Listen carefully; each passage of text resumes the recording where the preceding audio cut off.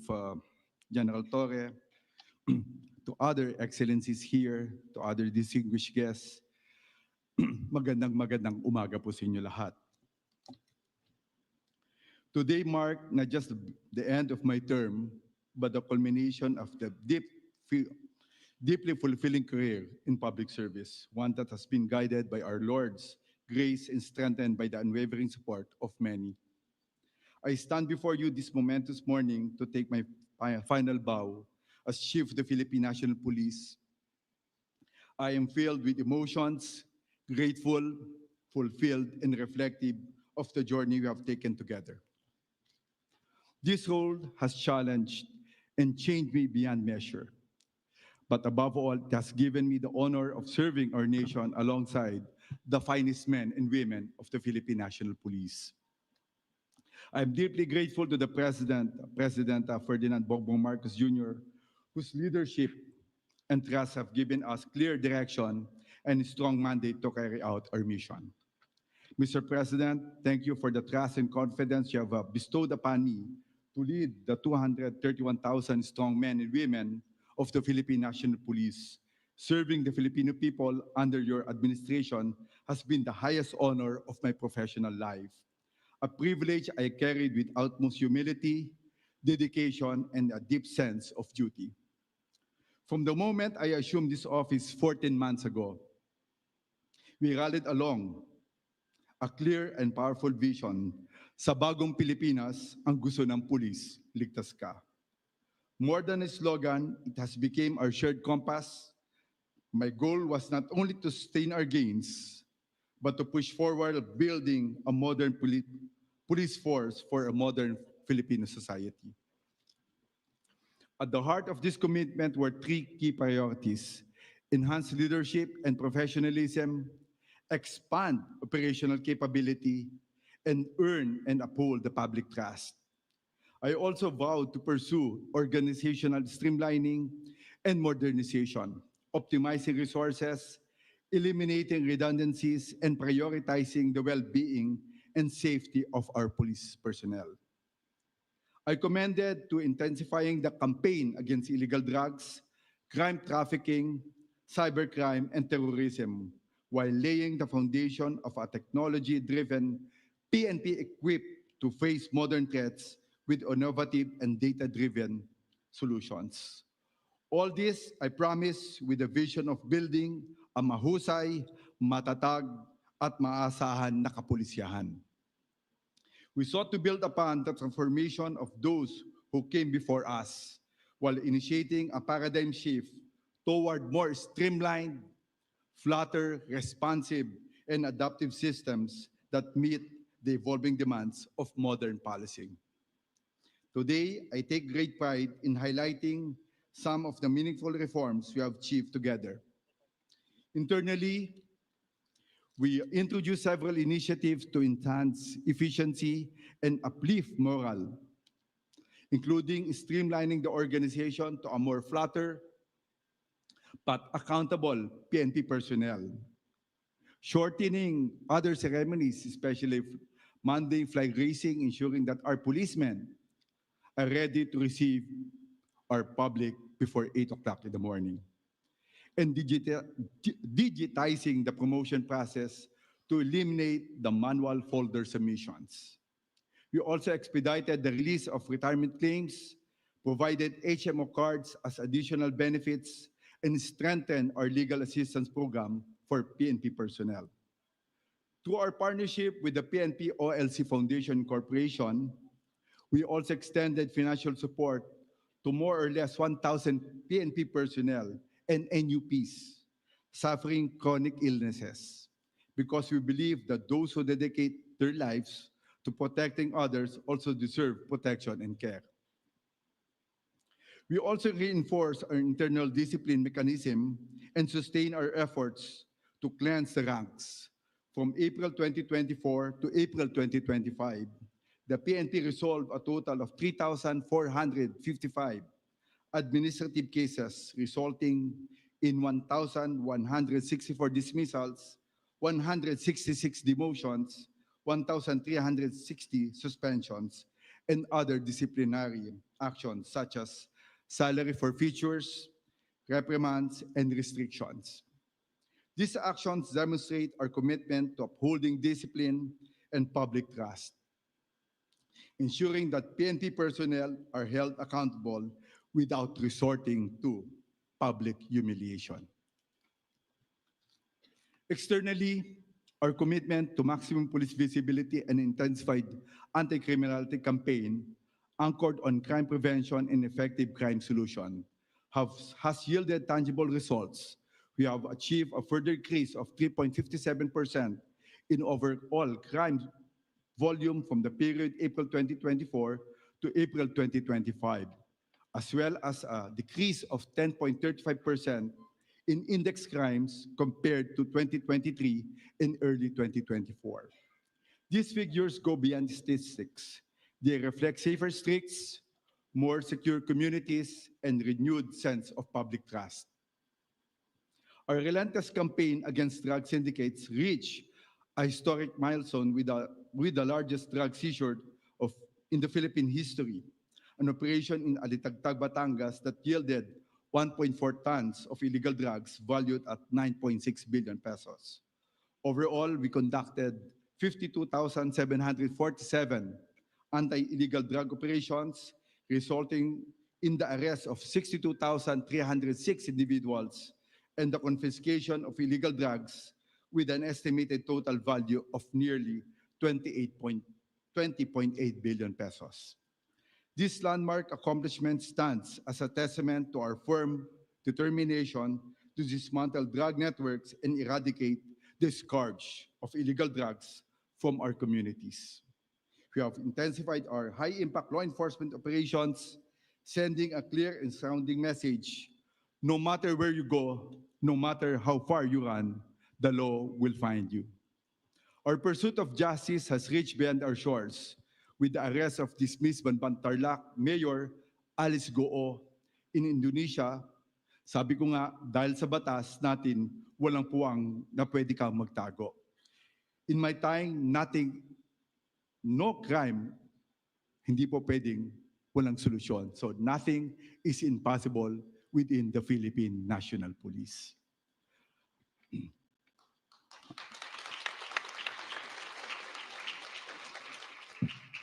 We also captured Teddy Mejia in Dubai, one of the world's most wanted human trafficker. This arrest sent a clear and powerful message. They may try to hide, but they cannot escape justice. Pinatunayan rin ng pulisya na ang batas ay para sa lahat. No one is above the law. These are not just words, they are principles we live by. This commitment was most notably demonstrated in a high-risk operation in Davao City, which mobilizes 4,000 PNP personnel that span for 16 days to serve a warrant of arrest against Apollo Kibuloy and 5 others. Kasama ko po si General Nick Torre.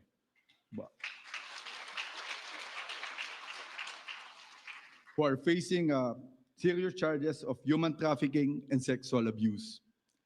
This unprecedented operation is a powerful testament that no position, no influence, and no amount of power can shield anyone from the reach of justice. The rule of law must and will always prevail. In response to the evolving threats in the digital space, we intensified our cybercrime operations, leading to the arrest of numerous individuals involved in various forms of online exploitation. We also spearheaded efforts to eradicate and shut down illegal Philippine offshore gaming operators nationwide in line with the directive of the President. To strengthen our defenses against growing cybersecurity threats, we established the Cybersecurity Operations Center, or we call it CISOC, a critical component of our ongoing modernization program. This center places the PNP at the forefront of digital protection, prepared to confront emerging cyber challenges in line with the President's vision for a digitally secure nation. Through CISOC, we successfully blocked more or less 60 million cyber attacks by the time we operationalized operationalized it last April, safeguarding our systems and protecting public. In response to the evolving threats of kidnapping and misinformation, we launched two major initiatives that reflect proactive and unified approach to public safety and truth.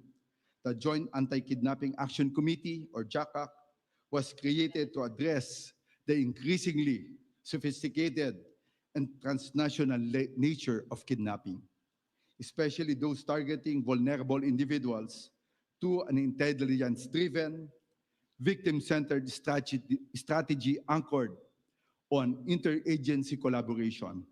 At the same time, the Joint Anti-Fake News Action Committee, or we call JAFNAC, was established to combat the spread of misinformation and malicious information, promote digital responsibility, and strengthen national resilience.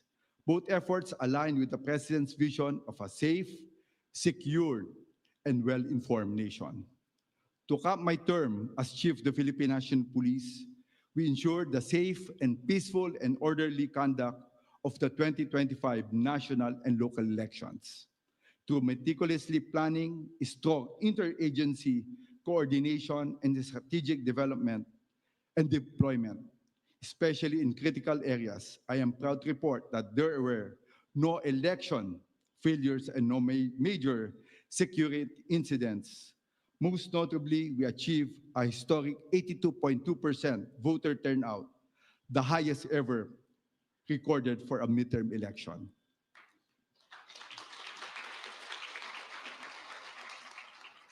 Marking a defining achievement of this leadership and reflecting the growing trust of our people in the electoral process and in the Philippine National Police.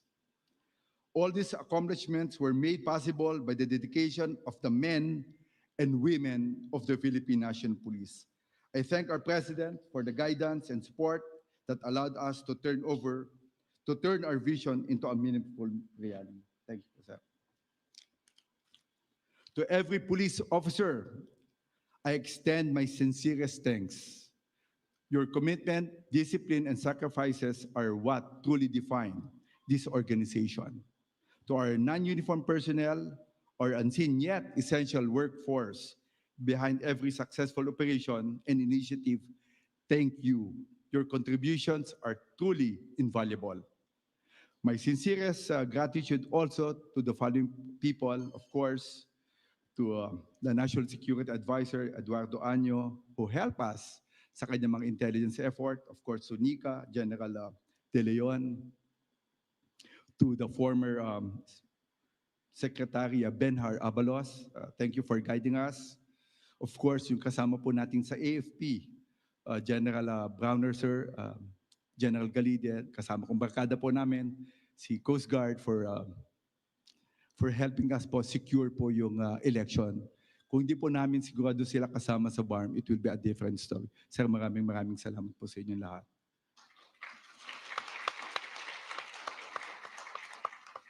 And to other agencies, I will not mention all the names kasi marami po. Talagang malaki po yung tulong nyo. Kung hindi lang po sa inyo, at sigurado hirap na hirap yung Philippine National Police. As we're talking about, sabi ko nga kay Nictore, kung hindi po tumulong yung mga tao dito na sinasabi ko, hindi ko lang mabanggit lahat, it will tatagal po. Sigurado 50% we will not achieve what we have done right now. So maraming salamat po sa inyo lahat. Of course, our diplomatic counterparts, ma'am, all of it. To partner agencies, to every Filipino who stood with us, thank you for believing in us, for standing, and for being part of our shared pursuit of progress. To my family, my wife Rose, and my daughter Robin, thank you for being my constant source of strength, love, inspirations. To my parents and my brothers and relatives, thank you for your all support. To my classmates and my friends and who have walked with me throughout this journey, maraming salamat sa inyong tiwala at suporta. As I turn over the duties and responsibility of heading this organization to General Nicolas Torre III, I do so with confidence and optimism.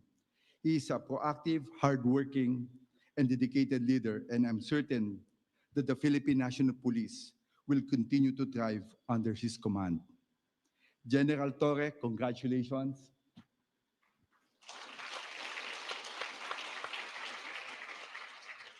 I wish you all the best as you take on this immense responsibility. The men and women of the Philippine National Police will continue to be your greatest strength as they have been mine.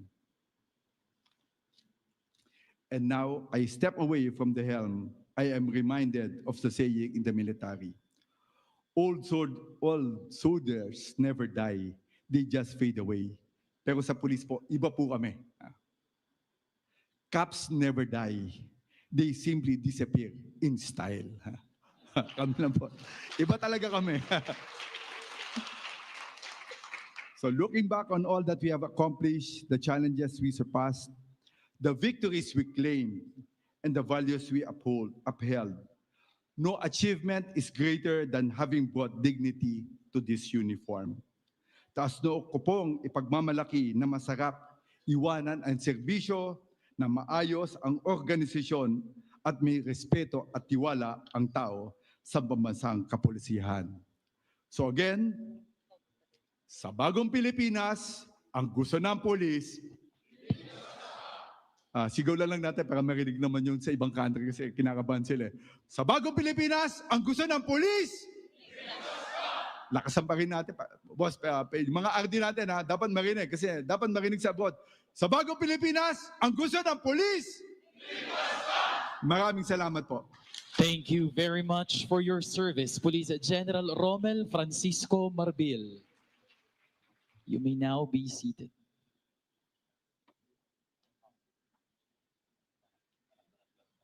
Police Major General Constancio Chinayog Jr., Director for Personnel and Records Management, will now read the retirement order.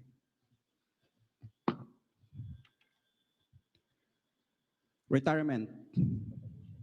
Pursuant to General Order Number NHQ-GO-CR 2024-1046, dated February 29, 2024, and General Order Number 24, dated February 7, 2025.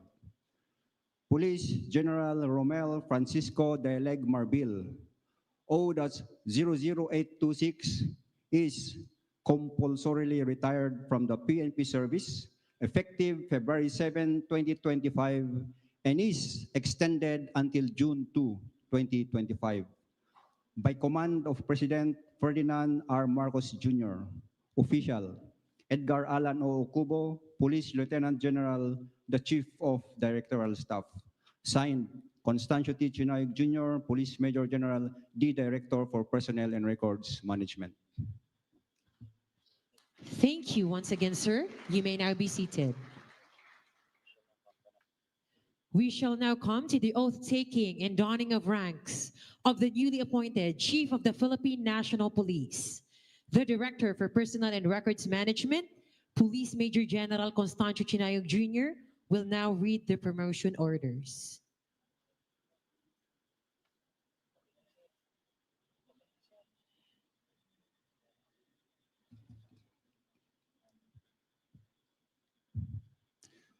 Promotion. Pursuant to General Orders Number NHQ-GO-PR 2025-2798, National Headquarters, Philippine National Police, dated June 2, 2025. Police Major General Nicolas Deloso Torre III is promoted to the rank of Police General in permanent status effective June 2, 2025.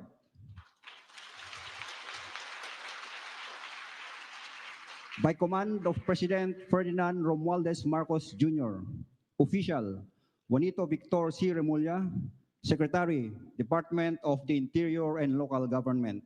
Signed, Constancio T. Chinayog Jr., Police Major General, the Director for Personnel and Records Management.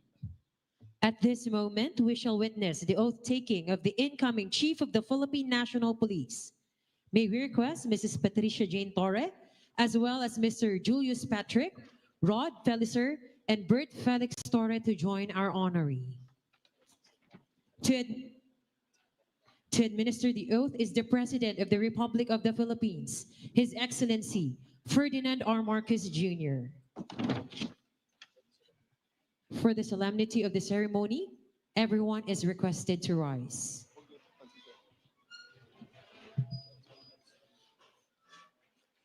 Very well. Please raise your right hand and repeat after me. Ako ang inyong pangalan, Ako si General Nicolas Torre III na itinalaga sa katungkulan bilang ang inyong katungkulan na itinalaga sa katungkulan bilang Chief of the Philippine National Police ay taimtim na nanunumpa. Natutuparin ko ng buong husay at katapatan Natutuparin ko ng buong husay at katapatan sa abot ng aking makakaya sa abot ng aking makakaya ang mga takdang gampanin ng ang mga aking takda- bagong katungkulan. ang mga takdang gampanin ng aking bagong katungkulan. Kaalinsabay nito'y nangako ako Kalinsabay nito'y nangangako ako sa ngalan ng Republika ng Pilipinas sa ngalan ng Republika ng Pilipinas na aking itataguyod na aking itataguyod at ipagtatanggol ang saligang batas at ipagtatanggol ang saligang batas at tunay na mananalig at tatalima ako rito. at tunay na mananalig at tatalima ako rito. Nasusundin ko ang mga alituntunin, Nasusundin ko ang mga alituntunin, mga kautosang legal mga kautosang legal at mga dekretong pinaiiral ng mga sadyang itinakdang may kapangyarihan at mga dekretong pinaiiral ng mga sadyang itinakdang may kapangyarihan sa ilalim ng Republika ng Pilipinas. sa ilalim ng Republika ng Pilipinas. At kusa kong babalikatin At kusa kong ang babalikatin pananagutang ito ang pananagutang ito na walang anumang pasubali nang walang anumang pasubali o hangaring umiwas. o hangaring umiwas. Kasihan nawan ako ng Diyos. Kasihan nawa ako ng Diyos. Congratulations, sir. The audience may now be seated. And at this time, we will now witness the donning of ranks of the newly appointed Chief of the Philippine National Police. May we request once again His Excellency the President for the donning of ranks to our newly installed Chief of the Philippine National Police. The new rank insignia is being donned by the President of the Republic of the Philippines, together with Mrs. Patricia Jane Torre, the spouse of our newly appointed Chief of the Philippine National Police.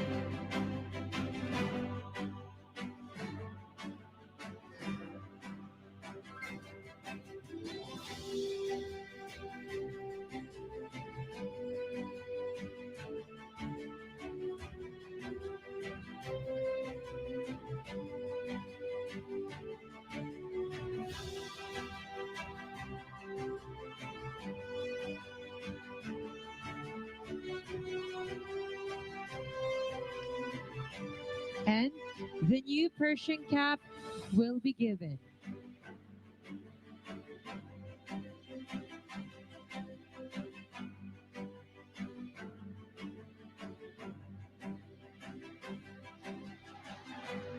Thank you very much. And hail to the new Chief of the Philippine National Police. Thank you, His Excellency. You may now be seated. The newly appointed Chief of the Philippine National Police for his inaugural speech. Ladies and gentlemen, once again, Police General Nicolas Torre III.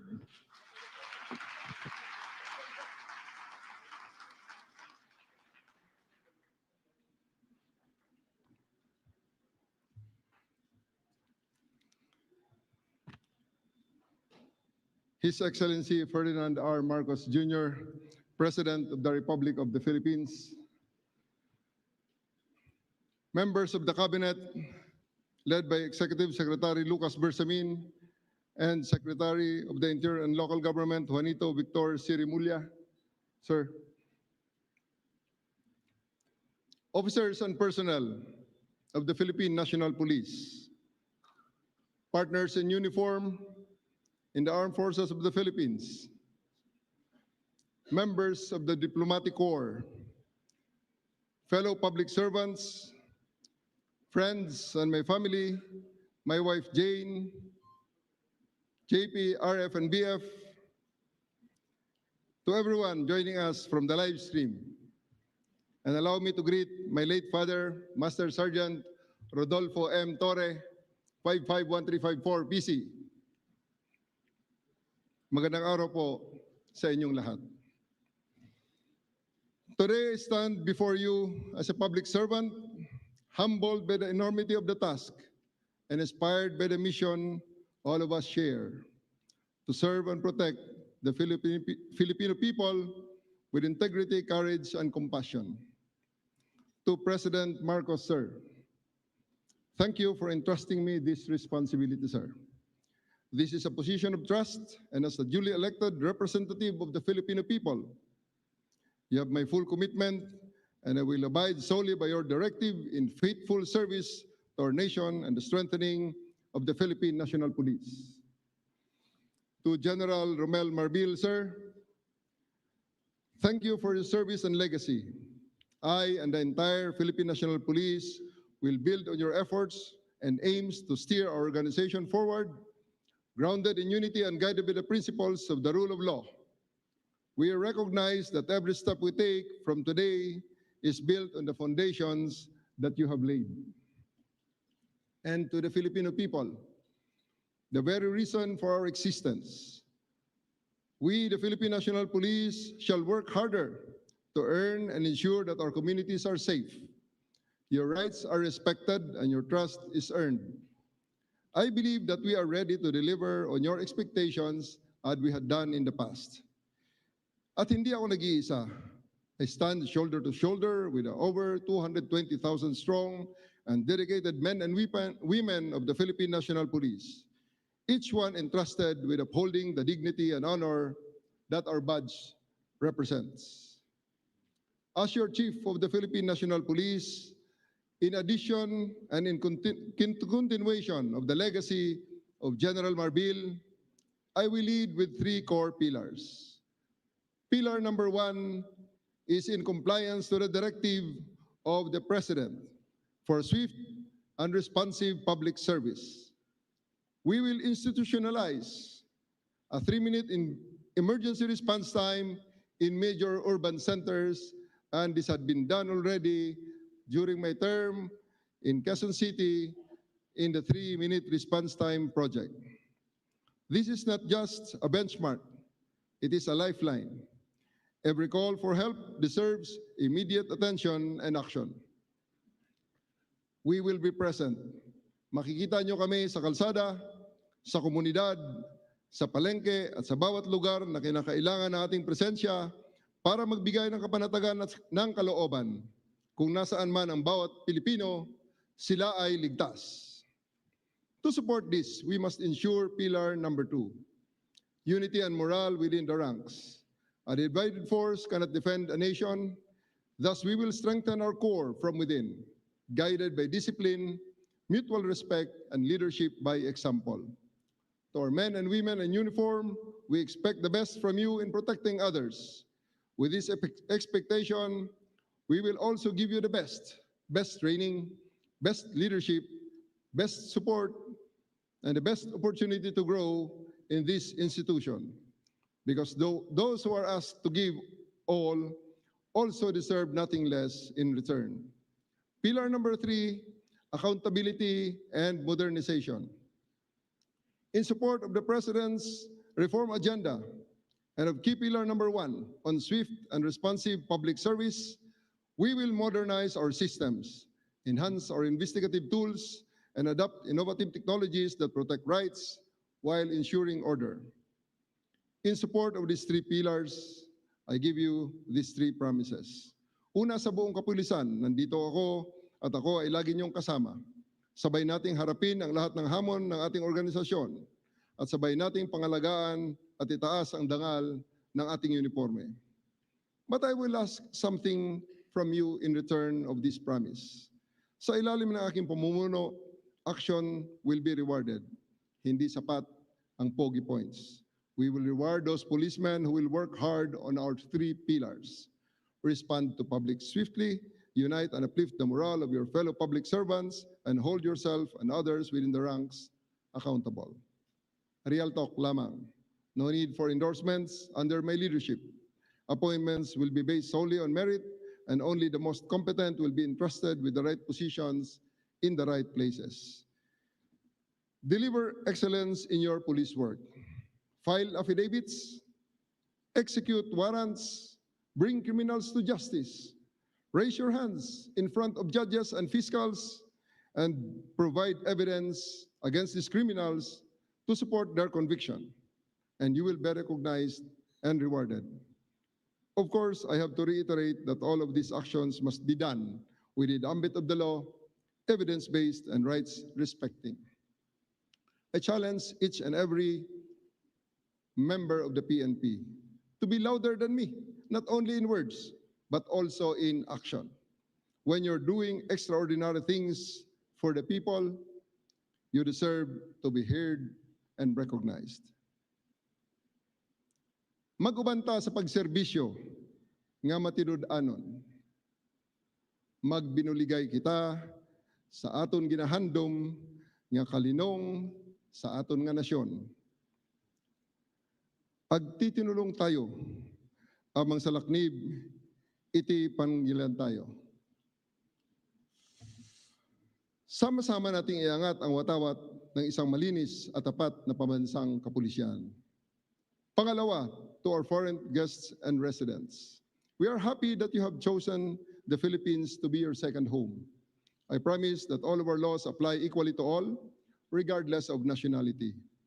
We are committed to upholding everyone's right, safety, dignity, including yours. Pangatlo, para sa bawat Pilipino, sa ilalim ng aking pamumuno, ang batas ay patas, ang serbisyo ay mabilis, at ang kapulisyahan ay karapat-dapat ng inyong tiwala. Hindi nyo na kailangan pang pumunta sa kung saan-saan at hindi namin kayo pagpapasapasahan at ang PNP na lamang ang inyong maging sumbungan ng inyong mga hinaing, lalong-lalo na ng paglabag ng inyong karapatang pantao. Tulungan nyo kaming tulungan kayo. We acknowledge your active partnership in creating the bagong Pilipinas we all dream of at buong puso kaming nagpapasalamat. Huwag kayong bibitaw at manatili sana kayong katuwang sa pagtaguyod ng kapayapaan at kaayusan ng ating bayan. We will strengthen our partnerships with the public so we can better understand local needs and respond to them with empathy and precision. Today marks more than a beginning. It is a defining moment.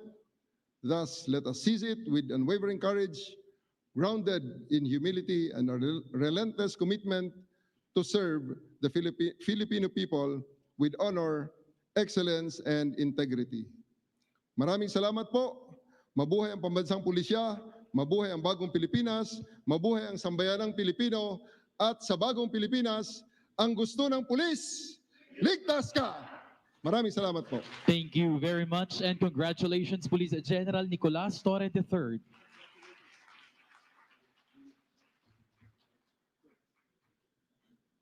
You may now be seated, sir. To introduce our honored guest, may we request Attorney Lucas Bersamin, Executive Secretary, Office of the President. Ladies and gentlemen, the President of the Republic of the Philippines, His Excellency Ferdinand R. Marcos Jr.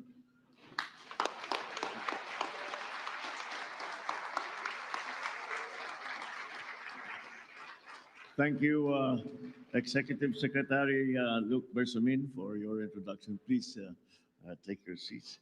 The Excellencies of the Diplomatic Corps, Interior and Local Government Secretary, Secretary John Vic Remulla, and other cabinet members here present. The Armed Forces of the Philippines Chief of Staff, General Romy Browner, and the Major Service Commanders. Outgoing Chief of the Philippine National Police, Police General Romel Francisco Marbil. The newly installed Chief of the Philippine National Police, Police General Nicolas Torre III. Officers and civilian employees of the Philippine National Police, ang aking mga kasamahan sa pamahalaan, ang ating mga bisita na dumating ngayon, magandang araw po sa inyong lahat. Today, we witness more than a ceremonial change of command. We come together to reaffirm a shared responsibility, a responsibility to uphold peace, to preserve justice, and to protect the dignity of the Filipino. Each change in leadership promotes the values that give strength to our institutions. It reflects a clear belief that lasting progress is grounded in consistent service, accountable governance, and leadership that never forgets its duty to the people. So allow me to express the gratitude of a nation to the man who has served with strength and with resolve, Police General Romel Francisco D. Marbil. General Marbil, you led the PNP with a compass firmly set on integrity, professionalism, and respect for human rights. In your stewardship, the PNP became a more people-centered, structured, and regulated institution. You guided our officers to serve with integrity, and in doing so, you restored the people's confidence in the uniform that the police wears. In moments that tested our resilience, from disaster response to crisis management, from general public safety to the conduct of a credible and peaceful 2025 national and local elections, you showed us what a smart, capable leadership looks like.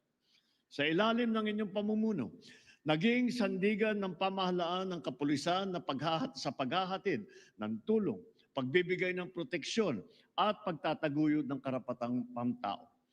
Ipinakita ng PNP na walang katumbas ang buhay ng tao. Mga buhay na nailigtas, napaglingkuran at natulungang makabangon. And for this, General Marbil, we are truly grateful.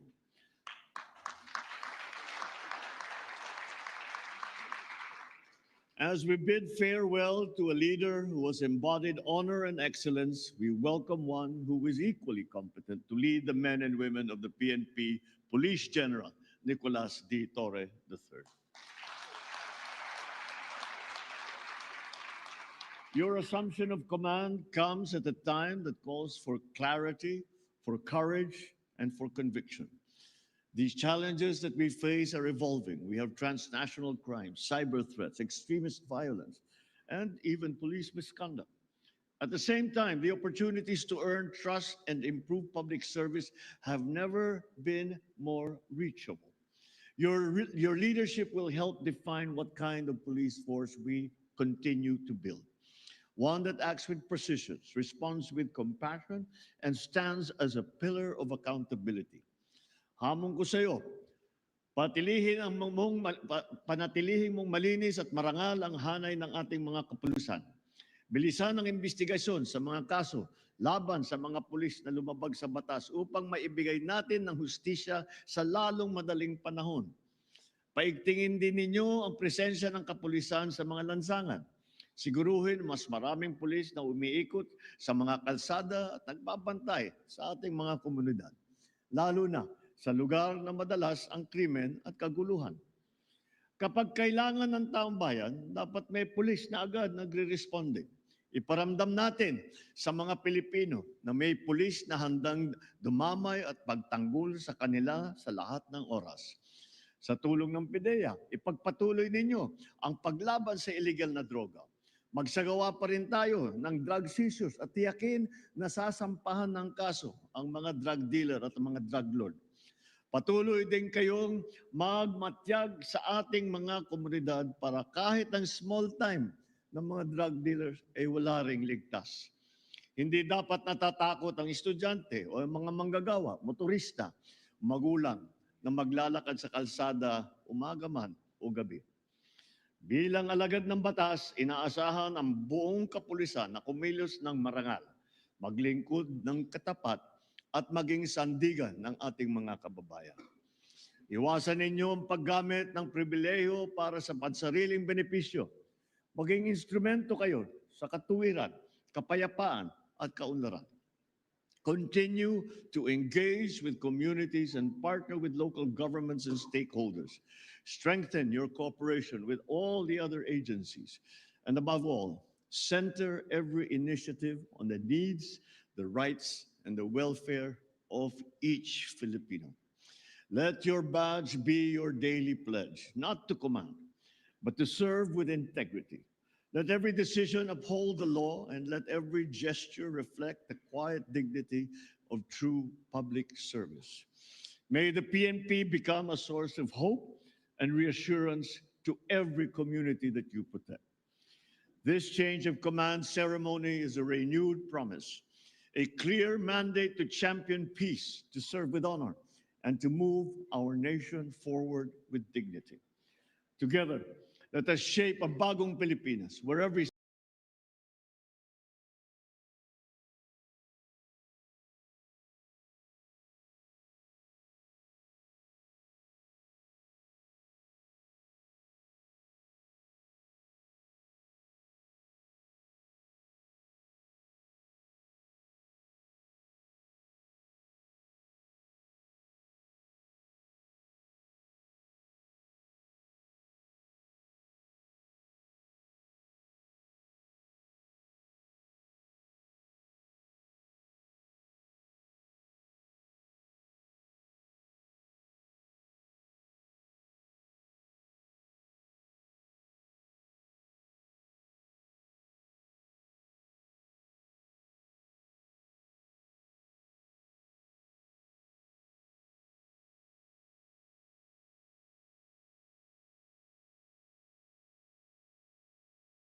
Submachine gun features a simple blowback mechanism and remains known for its durability and ease of use.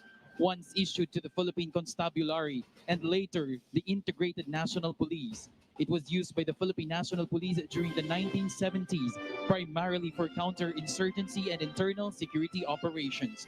This memento is presented to His Excellency Ferdinand R. Marcos Jr., President, Republic of the Philippines, during the change of command ceremony and retirement honors for Police General Romel Francisco Marbil. Thank you very much. Warm applause, ladies and gentlemen.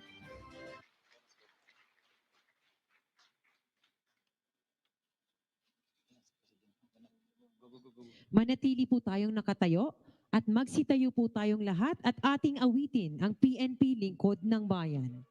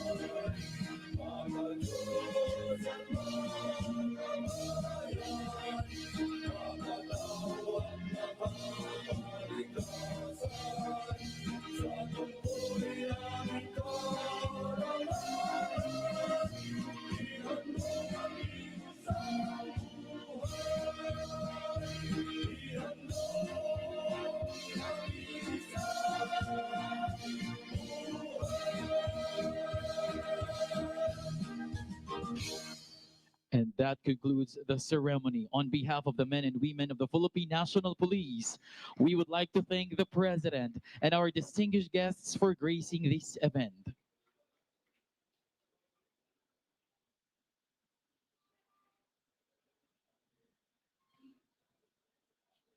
Maraming salamat po. Mabuhay ang Philippine National Police. Mabuhay ang bagong Pilipinas.